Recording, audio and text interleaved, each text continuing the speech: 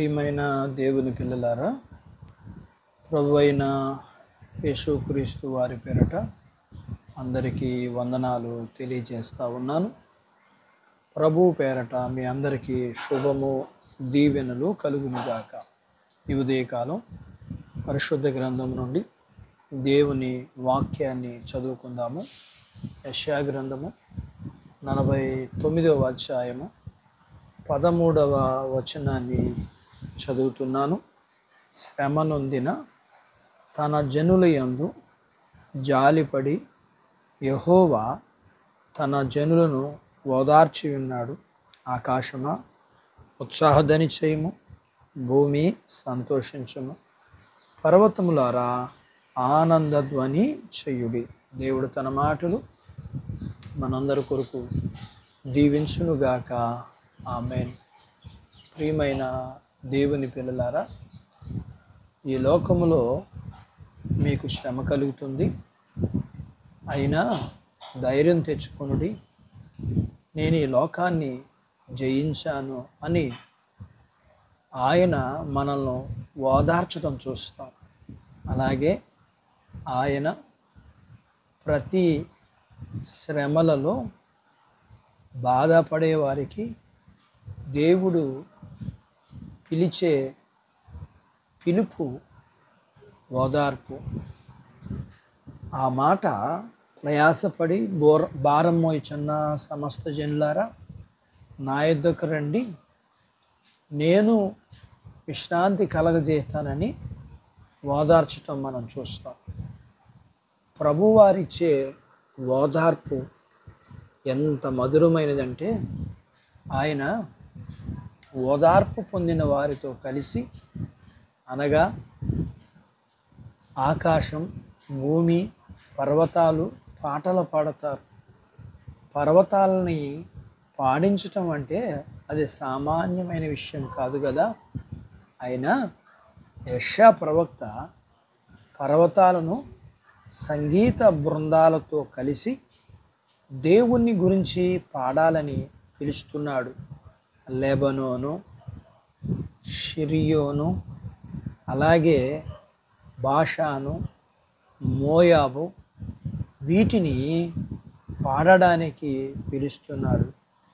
ఎందుకంటే తన స్వంత సియోను మీద దేవుడు కృప చూపించినందున, శ్రమ నొందిన తన జనులను దేవుడు ఓదార్చాడు.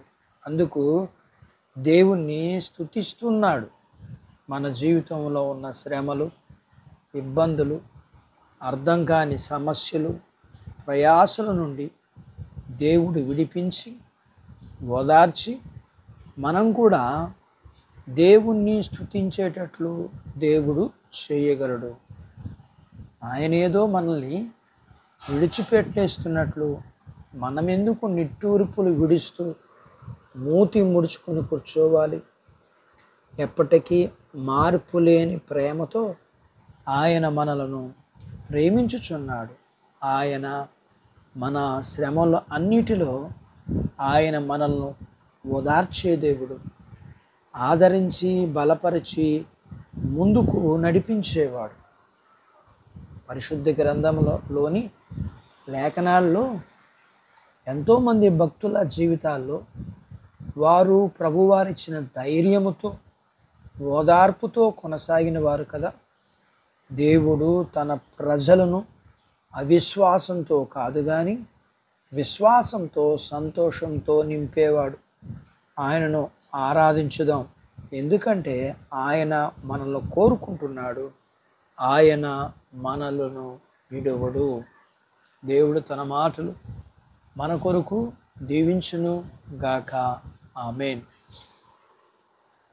ప్రార్థించుకుందాం.